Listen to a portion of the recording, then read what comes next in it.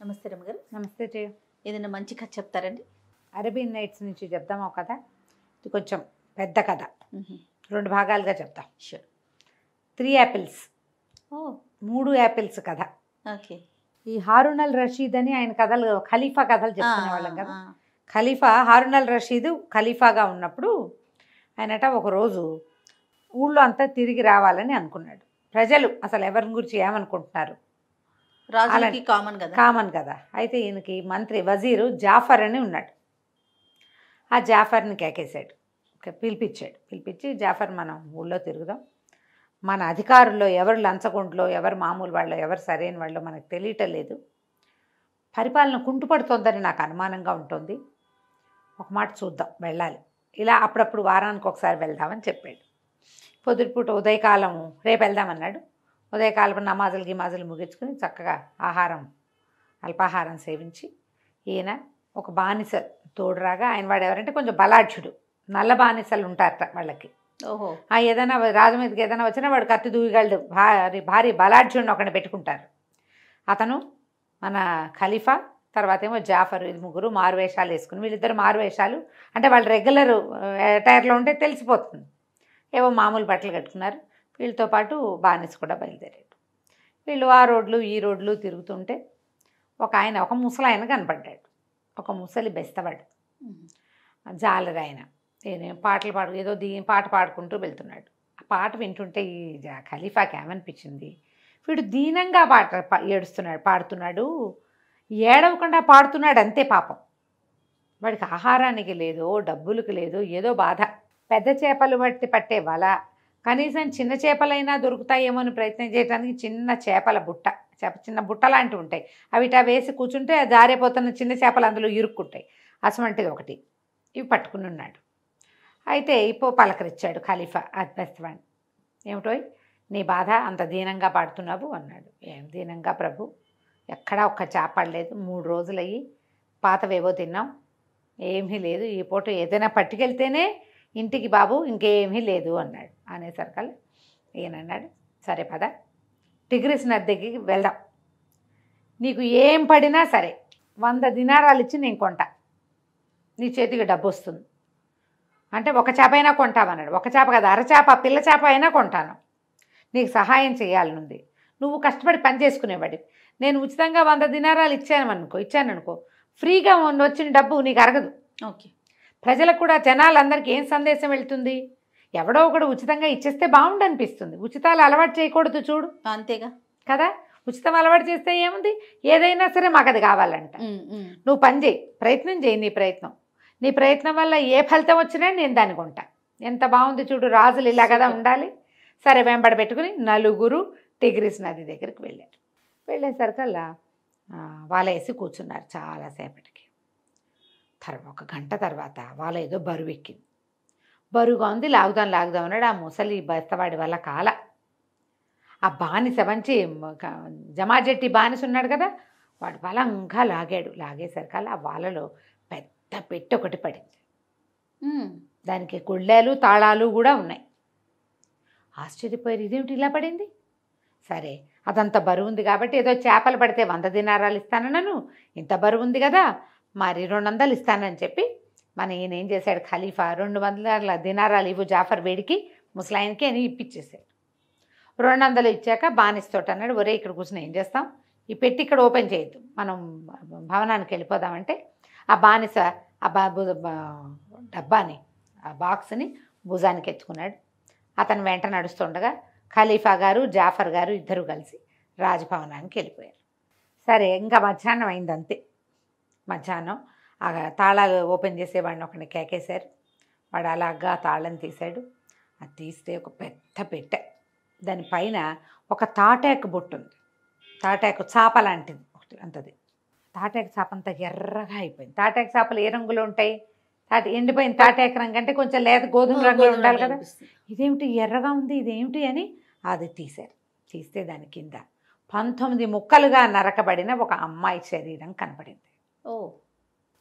ఆవిడ మేలు ముసుగు ధరించి ఉంది, ముసుగుతో సహా ఎట్టా ఉన్నదాన్ని అట్టాగే నరికేశారు. అందులో ముఖం కూడా కనపడుతుంది, మెడదాకా ఒక ముక్క మొహం ఎంత బాగుందో. ఏ 25-30 ఏళ్ళు 30-32 ఏళ్ళు ఉంటాయి, అంతకంటే ఉండవు. పిల్లల తల్లి అయ్యి ఉండేందుకు అవకాశంగా కనపడుతోంది. పెళ్ళిగాని పిల్లల్లే లేవు ఆ వస్తువులు ఒంటి మీద ఉన్నవి, బంగారంతో సహా పెట్లో పెట్టేశారు. ఆ తాటాకొద్ది దాని మీద కప్పారు. ఈ నెత్తురు చారలు పడి అదంతా రంగు మారిపోయింది. ఆశ్చర్యపోయిన ఆ రాజ్యంలో ఒక స్త్రీని ఇట్లా ముక్కలు తరిగి పెట్టెలో పెట్టి టిగ్రిస్ నదిలో వేసేవాళ్ళు ఉన్నారా? జాఫర్ వీడెవడో కనుక్కో. ఖలీఫా గారు ఒక ఉద్రేకి, ఆయన తీవ్ర ప్రకృతి అనమాట.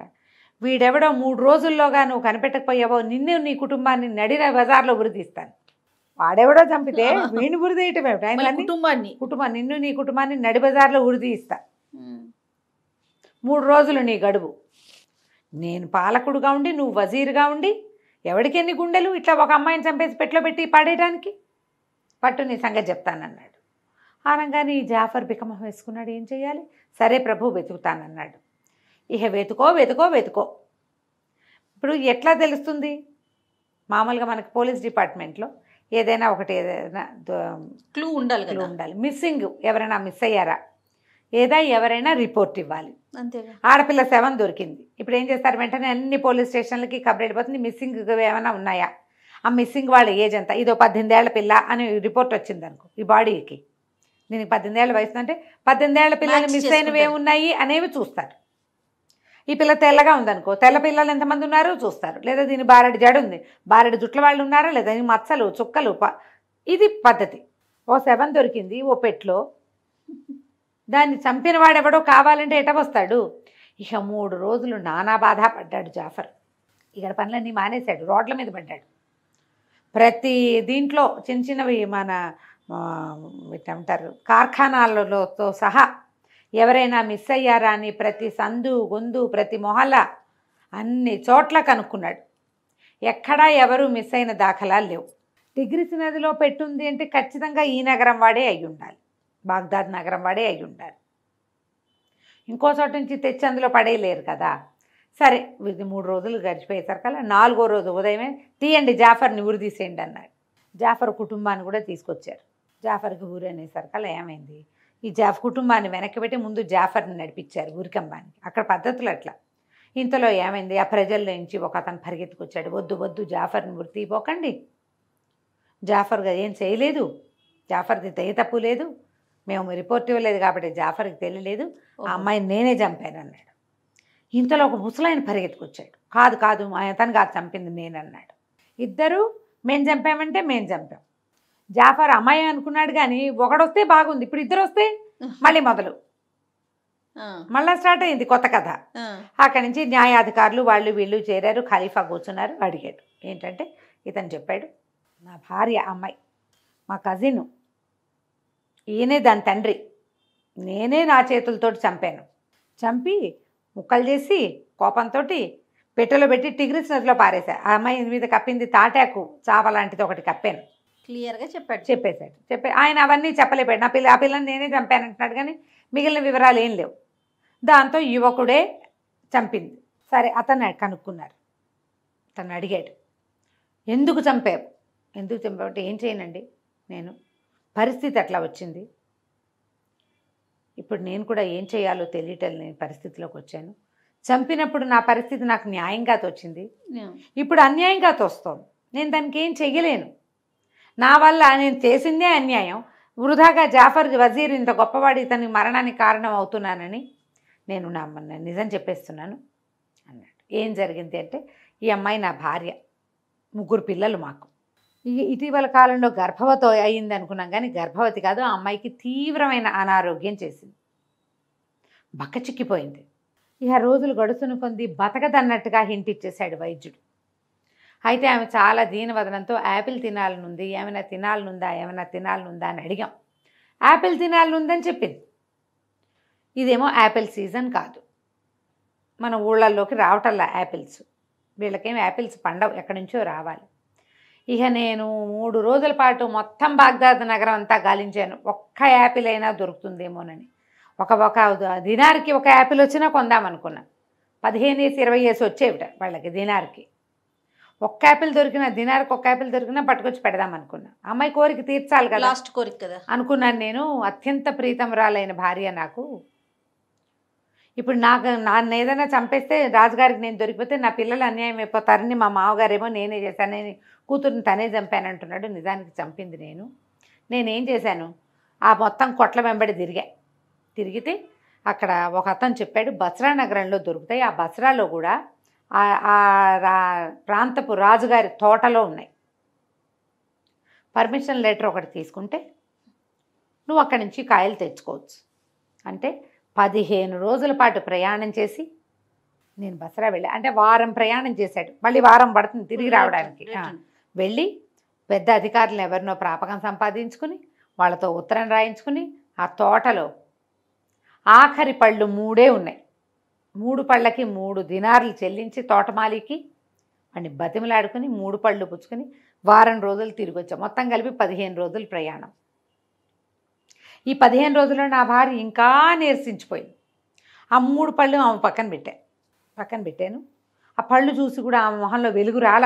ఎందుకంటే ఆ మాత్రం తిందామన్న ఊహ కూడా నశించిపోయింది ఆవిడికి. సరే 15 రోజుల నుంచి వ్యాపారం మొదలుపెట్టేశా కదా, నేనేమో కొట్టుకెళ్దామని నా వ్యాపార పనులు చూసుకోవడం కోసం యాపిల్ పళ్ళు ఆమె పక్కన వదిలిపెట్టి నేను వెళ్ళిపోయాను. వెళ్ళేసరికి అలా ఏమైంది, బజార్ వెళ్ళిపోయాను. ఒక బానిస యువకుడు, నల్లటి బానిసవాడు ఒక యాపిల్ పండును ఎగరేసుకుంటూ నాకు కనపడ్డాడు సాయంకాలం. నేను ఆశ్చర్యపోయాను. మొత్తం బాగ్దాద్ నగరంలో ఒక్క యాపిల్ పండు లేదు కదా, 3 యాపిల్స్, అది కూడా నేను తెచ్చా. అక్కడి నుంచి అతన్ని కేకేశాను, ఈ పండు ఎక్కడిది నీకు అని అడిగితే నా ప్రేయసి ఇచ్చిద్ది అన్నాడు.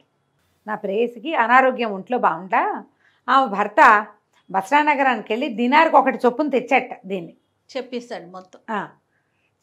తెచ్చాడు, నా భర్త తెచ్చాట, 3 పళ్ళు తెచ్చాట, అందులో 1 ప్రేమగా నాకు ఇచ్చింది అని చెప్పి ఆ పండు ఎగరేసుకుంటూ వెళ్ళిపోయాడు. నేను నిర్ఘాంతపోయాను. ఆమె చావడానికి సిద్ధంగా ఉందని 3 యాపిల్స్ 15 రోజుల ప్రయాణానికి ఓర్చి 1 దినారికి 20 యాపిల్స్ వచ్చేదాని చోట 3 దినార్లు పెట్టి 60 యాపిల్స్ రావాల్సిన చోట 3 యాపిల్స్ కొనుక్కొచ్చి పెడితే జబ్బుతో ఉన్న అమ్మాయి, వీడు దానికి మొగుడా ప్రియుడా, అమ్మాయికి జబ్బు కొంతకాలంగా 2-3 నెలలుగా తీసుకుంటోంది. అలాంటి స్థితిలో ఒక నల్లటి బానిస యువకుడు ఆమెకి ప్రియుడుగా ఉండటం ఏంటి, ఆమె పండు ఇవ్వటం ఏంటి, ఇంటికి వెళ్ళి నా భార్యని ముక్కలుగా నరికేశాను. నేను దాన్ని పెట్టెలో పెట్టి డిగ్రీస్లో పడేశాను అని చెప్పి సభ అంతా ఆశ్చర్యపోయింది. ఎక్కడైనా ఉంటుందా ఇట్లా? అమ్మాయి హేల్ అండ్ హెల్తీగా ఉందనుకో, దానికో ప్రియుడో ఫ్రెండో ఇంకోటో ఏదో ఒకటి ఉండొచ్చు. ఇక్కడ పరిస్థితి ఏంటి, అమ్మాయి చావడానికి సిద్ధంగా ఉంది. అలాంటి స్థితిలో వాడెవడో పరాయి వాడికి పండిస్తుందా? జనం అంతా ఆశ్చర్యపోయారు.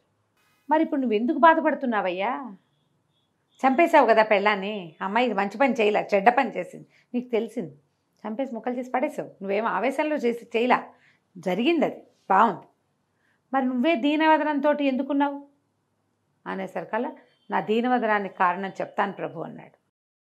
అంటే రాజు అడుగుతున్నాడు, నువ్వు పశ్చాత్తాపడుతున్నావా, వృధాగా స్త్రీని చంపేస్తారని బాధపడుతున్నావా, ఎందుకు బాధపడుతున్నావు నువ్వంటే పొరపాటును చంపానని బాధపడుతున్నానని చెప్పాడు. ఏమిటి, నేను వెళ్ళాను ఇంటికి, 3 యాపిల్స్ ఆమె పక్కన పెట్టా కదా, అందులో 2 ఉన్నాయి ఆమె పక్కన, 3వ యాపిల్ ఏది అని అడిగాను, ఏమో నాకు తెలియదు, ఎవరు తీసుకున్నారు అని చెప్పింది. కోపంతో ఆమెను చంపేశా. ఇది ఇంత అనారోగ్యంతో ఉండి వాడెవడో నల్ల బానిస యువకుడికి యాపిల్ పండు ఇచ్చేసి కథంతా చెప్పి నా భర్త దినారానికి 1 పెట్టి తెచ్చాడని చెప్పి ఇంకోళ్ళకి ఎట్లా తెలుస్తుంది, ఈవిడ పక్కనే ఉన్నాయి యాపిల్స్. ఉద్రేకంతో చంపేశాను. చంపేసి టిగ్రిస్ నడిలో పడేసి ఇంటికి వచ్చేసరికల్లా నా కుమారుడు 10 ఏళ్ల వాడు ఏడుస్తున్నాడు. ఎందుకురా నాయన అంటే, నన్ను క్షమించు నాన్న, నేను చాలా పెద్ద పొరపాటు చేశాను అని తెగ ఏడ్చాడు పిల్లాడు. ఎందుకురా అని బతిమలాడితే, అమ్మ నిద్రపోతుంటే ఆమె పక్కన 3 యాపిల్స్ ఉంటే 1 యాపిల్ నేను తీసుకుపోయాను నాన్న బయటికి. తీసుకెళ్ళి స్నేహితులతో ఆడుకోవటానికి వెళ్ళాను. ఆట అయిపోయాక తిందామనుకున్నాను, జేబులో పెట్టుకున్నాను. అయితే మేము ఆడుకుంటుంటే మధ్యలో ఒక స్నేహితుడికి తీసి చూపించాను, మళ్ళీ జేబులో పెట్టుకున్నా. ఆ దారిని పోతున్న ఒక నల్ల బానిస యువకుడు ఒకడు నన్ను పట్టేసుకున్నాడు. నన్ను చాలా బెదిరించి భయపెట్టాడు. మా యాపిల్ పండు లాక్కుపోయాడు. నేను తప్పించుకోవడానికి ప్రయత్నం చేస్తూ, మా అమ్మకు ఒంట్లో బాగుండలేదు, మా నాన్న బస్రా నగరం నుంచి దినారం పెట్టి తెచ్చాడు ఒక్కొక్క కాయ అని చెప్పినా సరే అతను నా దగ్గర నుంచి లాగేసుకున్నాడు నాన్న. అయ్యో, ఇప్పుడు అమ్మకి నేనేం సమాధానం చెప్పను? అమ్మ గదిలోకి వెళ్ళటానికి కూడా భయపడి హాల్లోనే ఉన్నాను నాన్న సాయంత్రం నుంచి అన్నాడు. అమ్మ గదిలోకి వెళ్తే అమ్మేది అక్కడ ముక్కాచక్క అయిపోయింది మొత్తం. అక్కడి నుంచి నేను హతాశుణ్ణి అయిపోయాను ప్రభు ఈ మాట విన్నాక. ఇంతలో నా మామగారు వచ్చారు. నేను ఆయన పట్టుకుని కావలించుకుని ఏడ్చాను. ఆయన నాకు బాబాయ్, వాళ్ళు ఏదో బాబాయ్ పిల్లలు పెళ్లి చేసుకుంటారు, ఏవో ఉన్నాయి కదా వాళ్ళ లెక్కలు మనకు తెలియదు. నేను ఆయన కావలించుకుని ఏడ్చాను. నేను పొరపాటున నా భార్యని చంపేశానని ఆయన కావలించుకుని ఏడ్చాను. ఆయనేమో పోనీలే నాయన, ఎలాగూ చనిపోతుంది అనుకున్నావు, చంపేస్తే చంపేశావులే, నువ్వు బాధపడబోక, ఇప్పుడు ఎవరికి బయటికి చెప్పొద్దు, పిల్లలకి తెలియనివ్వద్దు, పిల్లలకి తల్లేటాగు లేదు, నువ్వు కూడా లేకుండా పోతావని చెప్పొద్దని ఒట్లు ప్రమాణాలు వేయించుకున్నాడు. 4 రోజులుగా మహాదుఃఖ సాగరంలో మునిగిపోయి ఉన్నాం. మేము ఏం చేయాలో తెలియక, ఈ పాపాని నుంచి నేను ఎట్లా విముక్తి పొందుతానో నాకు తెలీదు. ఇంకో పెళ్లి చేసుకోకుండా నా భార్య పట్లే లాయల్గా ఉందాము, ఇంకా అదే నేను చేయగలిగింది అనుకున్నాను.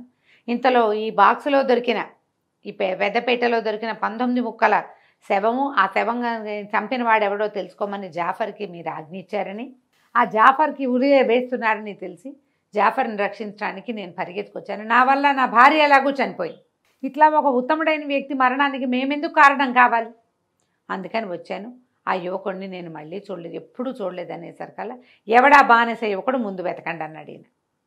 వాడు ఒక పిల్లవాడిని బెదిరించి పండు తీసుకుని, ఓ పిల్లాడి దగ్గర ఉంది తీసుకున్నాను అని చెప్పుంటే అమ్మాయి చచ్చిపోయేది కాదు. ప్రేయసి అని చెప్పాడు కదా, ప్రేయసి జరిగి ఏం చెప్పాడు?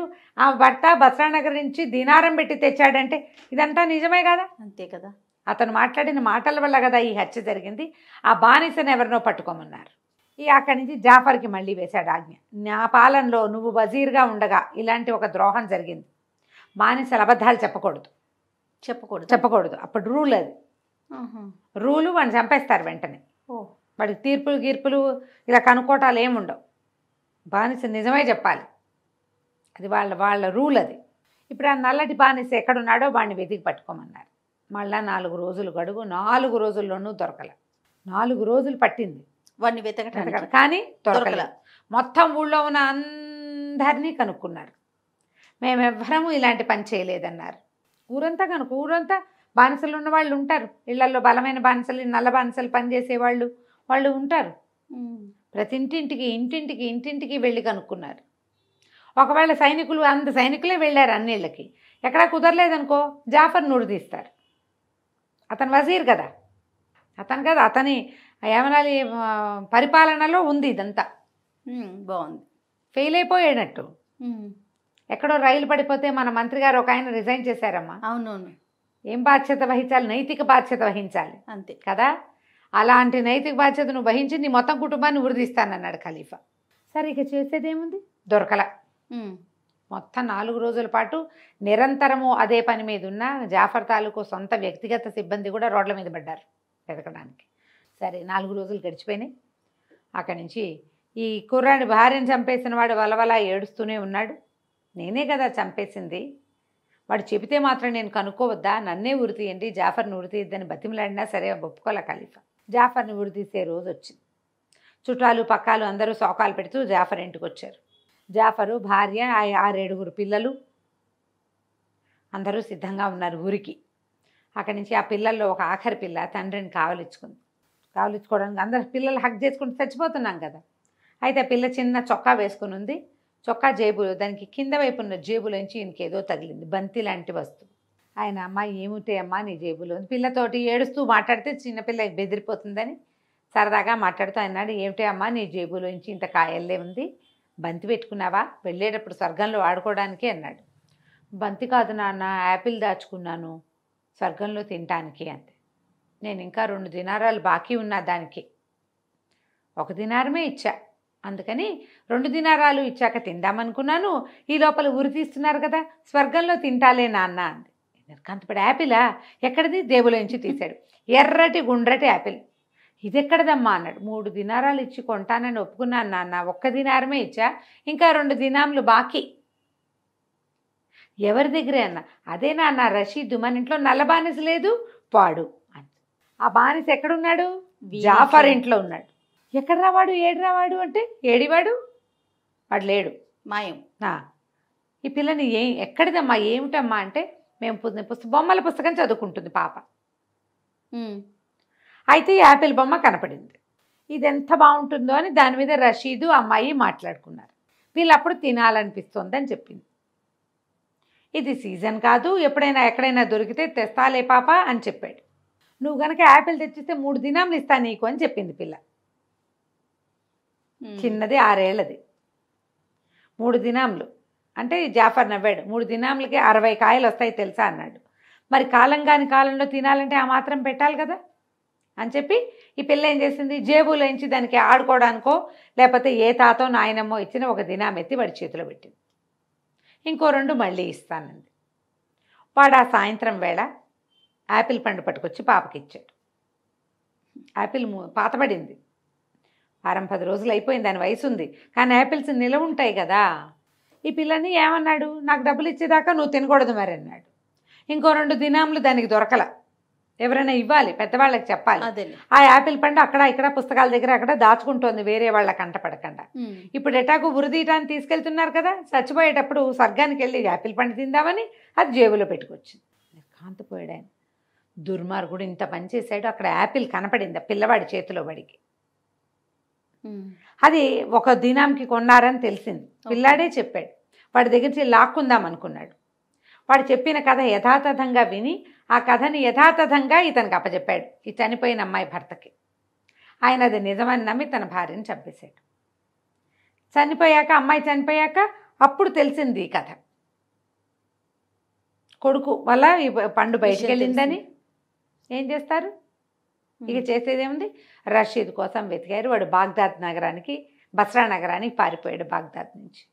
అక్కడి నుంచి ఆ బస్రా కోసం ఎవరినో మనుషుల్ని పంపించి ఖలీఫా అన్నాడు. ఎంత విచిత్రమైన కథ, ఎక్కడొకటి తుంటు మీద కొడితే పళ్ళు రాలినట్టు, ఎక్కడో మొదలు పెడితే ఎక్కడో ఎండ్ అయింది ఈ కథ. ఎంత వింతైన కథ కాదా మరి. ఇలాంటి వింతైన కథలు ఎక్కడైనా వినేందుకు అవకాశం వస్తే నాకు తీసుకొచ్చి వినిపించు జాఫర్ అని చెప్పాడు. ఓకే. ఇట్లా సమయం సందర్భం లేకుండా ఖలీఫా ఎన్నిసార్లు జాఫర్ని గుర్తిస్తానంటాడు, కానీ ఆ జాఫర్ మాత్రం మళ్ళీ ఏలిన వారి సేవలోనే ఉంటుంటాడు. ఓకే. కథ కంచికి మనం ఇంటికి. చాలా బాగుంది. నమస్తే. నమస్తే జయ.